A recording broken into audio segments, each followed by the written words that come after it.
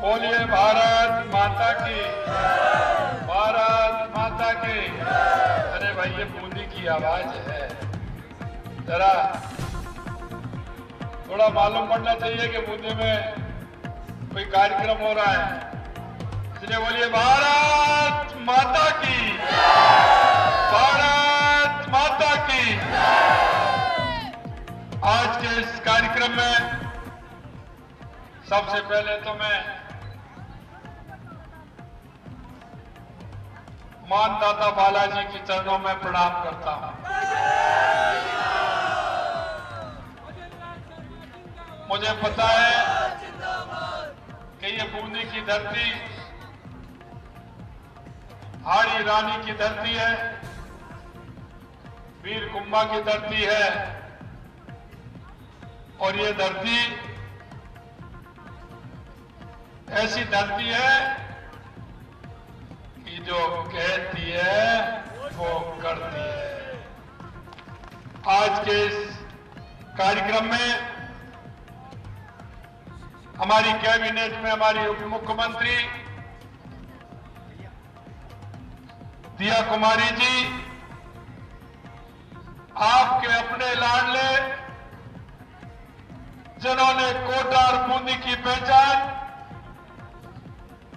देश में नहीं पूरी दुनिया में खुशबू फैलाने का काम कोटा बूंदी का किया है, से हमारे सबके श्रद्धेय ओम बिरला जी, पार्टी के हमारे उपाध्यक्ष मुकेश आदि जी, नई दिल्ली भाजपा के प्रदेश के उपाध्यक्ष कपिल मिश्रा जी, जिला अध्यक्ष मुनि सुरेश अग्रवाल जी, लोकसभा के प्रभारी शंकर लाल टाणा जी, यहाँ के प्रभारी भाई जुगल शर्मा जी, सम्मानीय हमारे पूर्व मंत्री प्रभुलाल सैनी जी, अशोक डोगरा जी, ओम प्रकाश शर्मा जी, कुंज बिहारी जी विजया जी, कमललाल शर्मा जी, मंच पर विराजमान सभी पार्टी के नेतागण, मेरे सामने बैठे मेरे पूजा योग बुजुर्गों, इतनी बड़ी संख्या में आई मेरी माता बहनों और मेरे जिगर के टुकड़े मेरे युवा साथियों, इतनी बड़ी संख्या।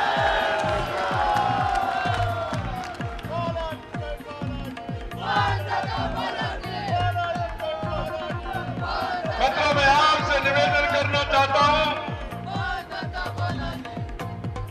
यह कोटा बूंदी की धरती, हाड़ौती की धरती,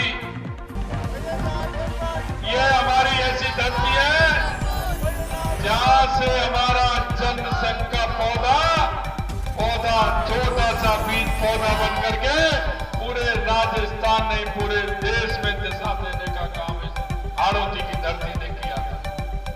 यह वो धरती है जिसने अपने मान और स्वाभिमान और सम्मान के लिए कहीं किसी से झुकना नहीं सीखा। यह हाड़ौती की धरती ने पहचान बनाई है और यह हाड़ौती का चंबल का पानी अपने आप में निराला है। मैं आपसे इतना कहना चाहता हूं मेरे मित्रों, आपने 2014 के बाद देश में परिवर्तन देखा होगा। मैं आपको थोड़ा पीछे ले जाना चाहता हूं। 2014 से पहले का देश देखिए। 2014 से पहले आपको ध्यान होगा कि किस तरह से देश में भ्रष्टाचार की कहानी होती थी। भ्रष्टाचार की डेली अखबारों में आप पढ़ते थे किस तरह से पूरे देश के अंदर भ्रष्टाचार होता था। लोगों को लगने लगा था कि भ्रष्टाचार तुष्टीकरण के आधार पर सरकार चलती थी। आतंकी आते थे, कहीं ना कहीं बम फोड़ करके चले जाते थे, किसी रेलवे स्टेशन पर बम फोड़ देते थे और किसी भीड़ वाले इलाके में बम फोड़ देते थे। यही नहीं होता था मेरे भाई और बहनों, हमारे सैनिकों का सिर काट करके भी ले जाते थे। मैं आपको ध्यान दिलाना चाहता हूं, 2014 के बाद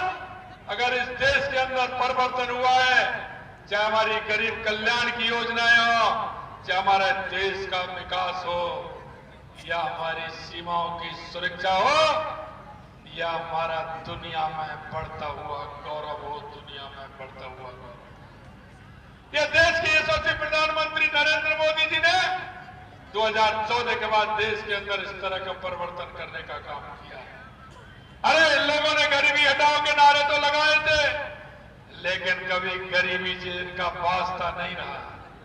इन्होंने किसान के बारे में खूब कहा, योजनाओं के बारे में कहा, लेकिन मैं आपसे पूछना चाहता हूं, 70 साल के अंदर सबसे ज्यादा अगर किसी का राज रहा तो वो कांग्रेस का रहा, कांग्रेस का रहा। अगर किसानों के लिए एक भी योजना कांग्रेस सरकार लेकर के आई हो, अगर किसान के लिए अगर योजना लेकर के आई, तो भारतीय जनता पार्टी की जब जब सरकार बनी है तो किसानों की योजनाएं भारतीय जनता पार्टी की सरकार ने लागू की थी। मैं आपको ध्यान दिलाना चाहता हूं, हमारे पूर्व प्रधानमंत्री माननीय अटल बिहारी वाजपेयी जी ने किसानों की चिंता की, किसान क्रेडिट कार्ड बनवाने का काम किया, किसानों की चिंता की। क्यों? किसानों के गांव में जाने के लिए रास्ता नहीं था, तो प्रधानमंत्री ग्राम सड़क योजना के माध्यम से हर किसान को सड़क से जोड़ने का काम किया। तो देश के पूर्व प्रधानमंत्री स्वर्गीय भारत रत्न अटल बिहारी वाजपेयी जी ने किया। यही नहीं मित्रों, हमने जो कहा है वो करके दिखाया है। हमारे घोषणा पत्र में 21 अक्टूबर 1951 में जनसंघ की स्थापना हुई थी। जब से लेकर के 6 अप्रैल 1980 में भारतीय जनता पार्टी हुई, उससे लेकर के जो भी हमने घोषणा पत्र में आपके सामने समक्ष वायदे किए, हमने घोषणा पत्र का एक एक वायदा पूरा करने का काम किया, एक एक वायदा पूरा करने का। ये लोग कहते थे ये तो भारतीय जनता पार्टी का जुमला है, भारतीय जनता पार्टी अपने वादों को पूरा कहां करती है। धारा 370 कभी कोई मिटा ही नहीं सकता, कभी हट ही नहीं सकती। ये कहते थे जब धारा 370 हटाएंगे खून की नदियां बह जाएंगी। मित्रों, मैं आपसे कहना चाहता हूं, धारा 370 हटी या नहीं हटी? अरे हटी या नहीं हटी? हटी या नहीं हटी? अरे कोई कंकर भी पहुंचा क्या वहां? कोई एक खून की बूंद गिरी क्या? अरे मैं आपसे पूछना चाहता हूं, क्योंकि ये तुष्टिकरण के आधार पर चलने वाले लोग हैं, हमेशा ये तुष्टिकरण के आधार पर चलते हैं। मैं आपसे मैं निवेदन करना चाहता हूं मेरे भाई और बहनों, इस देश के विकास के लिए, इस देश की संस्कृति के लिए हमारी एक नहीं, 2-2, 3-3, 4-4 पीढ़ियां खप गई, लेकिन हमने हमारा विचार और हमारा राष्ट्रवाद जिसे हम लेकर के चलते हैं, दुनिया में हमारे देश का झंडा ऊपर हो, हमारे अंतिम छोर में बैठा वो अंतिम व्यक्ति पंक्ति में जो बैठा है, उसको हमारी योजनाओं का लाभ मिले। मैं आपसे कहना चाहता हूं, हमारी सरकार को बने 4.5 महीने हुए हैं, हमें 90 दिन काम करने का मौका मिला। हमने हमारे संकल्प पत्र में आपसे जो वायदे किए थे, मैं आपके समक्ष कहना चाहता हूं कि 45% वायदे हमने पूरा करने का काम किया है। 45%। ये कहते हैं, मैं कल परसों अखबार में पढ़ रहा था, मैं देख रहा था ERCP की योजना इन्होंने अटकाने का, लटकाने का काम किया था। गहलोत साहब ने हर बजट में ERCP का जिक्र किया, हर विधानसभा में जिक्र किया, लेकिन कभी फिक्र नहीं की। गहलोत साहब, आपने कभी फिक्र नहीं की। आप अगर फिक्र करते तो हमारे लोगों की ERCP की योजना बहुत पहले आ गई होती। आपने अपने, क्योंकि मध्य प्रदेश के अंदर भी आपकी सरकार थी, आपने वहां पत्र लिखा, और कमलनाथ जी जो आपने जिनको पत्र लिखा, आपकी कांग्रेस के वहां मुख्यमंत्री थे, उन्होंने उल्टा पत्र लिख दिया कि मैं कोई समझौता करने वाला नहीं हूं, और कोर्ट में और पहुंच गए कि राजस्थान में किसी भी प्रकार से ERCP को नहीं दिया जाए। मैं आपके सामने आज कहना चाहता हूं, हमारी ERCP की योजना, हम दिल्ली गए, माननीय ओम बिरला जी से हमने बात की, माननीय प्रतिमा मुख्यमंत्री हैं, उन्होंने कहा कि मैं कोर्ट में जो केस किया हुआ है इसको भी वापस ले रहा हूं और मैं आ रहा हूं और दिल्ली चलेंगे दोनों भाई। बिरला जी ने कहा कि अब आइए करिए, तो हम दोनों दिल्ली गए और 10 मिनट के अंदर हमने 1 महीने में सरकार बनते ही ईआरसीपी की योजना का हल करने का काम किया। मैं आपसे कहना चाहता हूं, हमारा कोटा का एयरपोर्ट का बहुत बड़ा काम था, लेकिन इस सरकार ने उसको किस तरह से लटका करके रखा। मैं आपसे कहना चाहता हूं, 25 दिसंबर को शपथ ली थी और 24 दिसंबर को वहां का जो पैसा जमा होना था 48 करोड़ रुपए कोटा के एयरपोर्ट का जमा हो गया। कोटा के एयरपोर्ट का जमा हो गया, इन्होंने उसको लटकाने का काम किया। अगर ये हमारा एयरपोर्ट पहले ही बन जाता, अगर ये उसकी समस्या का समाधान कर देते, उस पैसे को जमा कर देते, इन्होंने कोटा का वो एयरपोर्ट का पैसा भी जमा नहीं कराया। ये जिस तरह की बात करते हैं, आप क्या करेंगे कांग्रेस के लोगों को? ये झूठ और लूट की बात करते हैं, झूठ और लूट की बात करते हैं। आपने देखा होगा हमारे जिस तरह से इन्होंने राजस्थान के अंदर घोटाले किए हैं। अभी बिरला जी साहब कह रहे थे कि कोरोना के समय में, अरे कोरोना के समय में देश के यशस्वी प्रधानमंत्री नरेंद्र मोदी जी कोरोना में जनता की सेवा करने के लिए लग रहे थे, देशवासियों की सेवा कर रहे थे। हमारे सांसद, हमारे विधायक, हमारे माननीय लोकसभा के अध्यक्ष यहां आकर के सेवा कर रहे थे और कांग्रेस के लोग मिड डे मील में घोटाला कर रहे थे, घोटाला कर रहे थे। मैं आपसे कहना चाहता हूं और वो उनको भी कहना चाहता हूं, तैयार हो जाइए, तैयार हो जाइए। आपने जो एक घोटाला किया है, आइए मालूम पड़ेगा घोटाला किस तरह से करते हैं। मतलब मैं आपसे कहना था, आपके बीच में हमने वायदा किया था, क्योंकि हमें पता है युवाओं के सपने को इन्होंने किस तरह से रोकने का काम किया था। हमने कहा था 19 पेपरों में से 17 पेपर लीक करने का काम किया है। आपने देखा, हमने कहा एसआईटी गठित करेंगे। हमने आते ही एसआईटी 15 दिसंबर को शपथ ली, 16 दिसंबर को एसआईटी गठित की और आप देख रहे हैं डेली गिरफ्तार हो रहे हैं। 70 में गिरफ्तार हो गए, 97, 100 होने वाले हैं। अभी आगे संख्या और भी बढ़ने वाली है। ये तो वो लोग हैं जिन्होंने नकल की थी, ये तो वो लोग हैं जिन्होंने पेपर खरीदा था, ये तो वो लोग हैं जिन्होंने नकल करके पास हुए थे। अभी शोरूम वाले बाकी हैं, अभी वो बाकी है। मैं आपके बीच में कहना चाहता हूं कि कितना भी बड़ा व्यक्ति हो, जिन्होंने युवाओं के आंसू लाने का काम किया है, युवाओं के साथ कुठाराघात किया है, किसी कीमत पर नहीं छोड़ा जाएगा, किसी कीमत पर नहीं छोड़ा जाएगा। हमने कहा था, क्योंकि हम देखते थे आए दिन गैंगस्टर आते थे, कोई किसी व्यापारी को धमका के चला जाता था, कोई किसी के घर आके उसको डरा के गोली चला के चला जाता था। हमने कहा ये राजस्थान के अंदर क्या हो रहा है। हमने 16 दिसंबर को ही एंटी गैंगस्टर फोर्स बनाने का काम किया और हमने कहा या तो गैंगस्टर आएगा नहीं, आएगा तो राजस्थान से जाएगा नहीं। मित्रों, मैं आपसे कहना चाहता हूं, हमने जो जो वादे आपसे किए हैं, हमने किसानों को सम्मान निधि देने का वायदा किया। हमने किसानों को सम्मान निधि 6,000 रुपए देश के यशस्वी प्रधानमंत्री नरेंद्र मोदी जी देते हैं और पहली किस्त के 2,000 रुपए हमारी राजस्थान सरकार ने भी दे दी। पैसे ही नहीं दिए। ऐसे जो लोग थे जिनके पिताजी का देहावसान हो जाता था, उनके पुत्र और पुत्रियों को उनका नाम चढ़ करके उनको किसान सम्मान निधि मिलनी चाहिए थी। हमारे केंद्र से बार बार पत्र आते थे, लेकिन यहाँ की सरकार ने वो सूची भी नहीं भेजी। हमने ऐसे 63,000 किसानों की सूची भेजी है और उनको सम्मान निधि मिलना प्रारंभ भी हो गया है। ये भी हम आपसे निवेदन करना चाहते हैं। हमने आपसे कहा कि गेहूं की एमएसपी बढ़ाने का काम करेंगे, तो 125 रुपए गेहूं की एमएसपी बढ़ाने का काम किया, 2275 से 2400 रुपए करने का काम किया।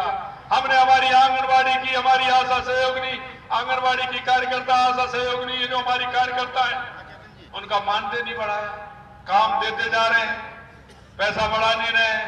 हमने आते ही 15% उनका वेतन बढ़ाने का काम उन माता बहनों का भी किया है। हमारी सुरक्षा, सामाजिक सुरक्षा पेंशन जो हमारी माता बहनों को मिलती है, हमारे दिव्यांग भाइयों को मिलती है, उसको भी बढ़ाने का काम नहीं किया। उसको भी हमने 15% बढ़ा करके 1000 रुपए, हम 1500 रुपए करने वाले हैं। हमने कहा है कि हम 1000 से 1500 रुपए करेंगे माता बहनों की पेंशन। हमने पहली किस्त 150 रुपए की 1000 रुपए से 1150 रुपए करने का काम हमारी सरकार ने किया है। मित्रों, मैं कहना चाहता हूं, राजस्थान के अंदर डीजल में बहुत बड़ी दिक्कत थी। कहते थे कम नहीं कर रहे, कम नहीं कर रहे। मैंने कहा कम करेंगे, तसल्ली करो भाई, क्यों चिंता कर रहे हो। लेकिन ये गहलोत साहब ये ना आपने असंतुलन कर रखा है। गंगानगर में कुछ बात, बीकानेर में कुछ, जोधपुर में कुछ, कोटा में कुछ, ये क्या है? ये क्यों नहीं किया आपने? हमने 2400 करोड़ रुपए का, 2400 करोड़ रुपए का हमारी सरकार ने घाटा झेला है। हमने उसको भी संतुलन किया है और हमने पैसा भी कम किया है। राजस्थान के अंदर 3.5 रुपए से लेकर के 7.5 रुपए तक हमने पेट्रोल सस्ता किया है और 3.5 रुपए से लेकर के 6.5 रुपए तक हमने डीजल सस्ता किया है। हम कहते हैं, हमसे कहते हैं आप दिल्ली जाते हैं, अरे तुम्हारे पास क्या है? दिल्ली जाते हैं तो वहां मिलकर के आते हैं, तो लेकर के आते हैं ना। ईआरसीपी की योजना कर दी हमने, डीजल सस्ता कर दिया हमने, यमुना से पानी ला करके हमने 3 हमारे जिले जो शेखावाटी के थे उनमें पानी की व्यवस्था कर दी। यही नहीं, हमारी इंदिरा गांधी और गंगा नहर आती, हमारे हनुमानगढ़, गंगानगर, बीकानेर, नागौर, जैसलमेर, बाड़मेर तक वो हमारी गंगा नहर, इंदिरा गांधी का पानी जाता है। बीच में कच्ची नहर है, 15 किलोमीटर पंजाब में कच्ची नहर है, तो पानी आता है वो टूट जाती है, बंद करनी पड़ती है, किसानों को परेशानी होती है। हमने 2400 करोड़ रुपए हमारी सरकार ने देकर के हमने वो 15 किलोमीटर जो कच्ची नहर थी उसको भी पक्का करने का काम हमारी सरकार ने किया है। मैं आपको बताना चाहता हूं मित्रों, यही नहीं, क्योंकि राजस्थान में पानी की परेशानी है, हमारी ईआरसीपी की योजना 21 जिलों को पीने का पानी भी देगी, 2,80,000 हेक्टेयर भूमि को सिंचाई के लिए भी पानी देगी। और मैं आपसे कहना चाहता हूं, हमारा बागड़ का इलाका हो या हमारा पश्चिमी राजस्थान का इलाका हो, हमने देवास योजना के माध्यम से जो हमारा उदयपुर की अरावली पर्वत, अरावली श्रृंखलाओं का जो पानी था, आधा हमारा बंगाल की खाड़ी में जाता था, आधा हमारा अरब सागर में जाता था। बंगाल की खाड़ी वाला पानी हमारे काम आता था, अरब सागर का पानी हमारा बेचे जाता था। वहां भी हमने शिलान्यास किया है, 1700 करोड़ रुपए की योजना बनाई है।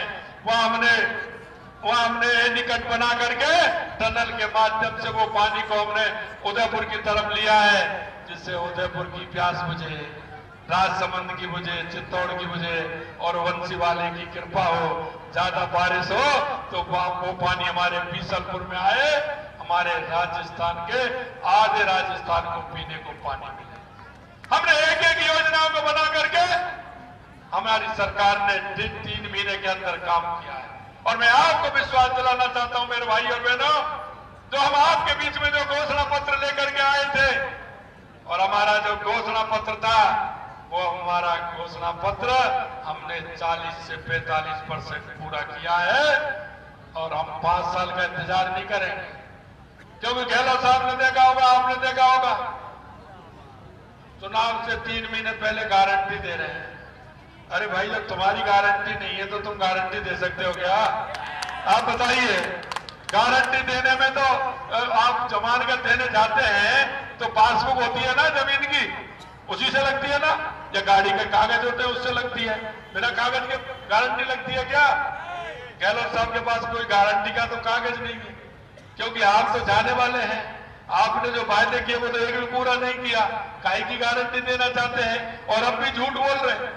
देखिए वो झूठ बोली। मैं आपसे एक निवेदन करना चाहता हूं मेरे भाई और बहनों, आप कांग्रेस का कोई भी घोषणा पत्र निकाल लीजिए, कोई भी कांग्रेस का घोषणा पत्र निकाल लीजिए और उसको पढ़ करके देखिए, क्योंकि हमारा संकल्प पत्र होता है, हम एक एक संकल्प पत्र को जनता के बीच में, विधानसभा के चुनाव के बीच में भी हमारी गाड़ी गई थी, आपके गांव से लेकर के विधानसभा की समस्या लेकर के आई, लोकसभा में भी हमारी 2 गाड़ियां चली थी 1 महीने पहले, आपकी समस्याओं को हमने कलेक्ट किया था और उसमें से हमें संकल्प पत्र बनाया था।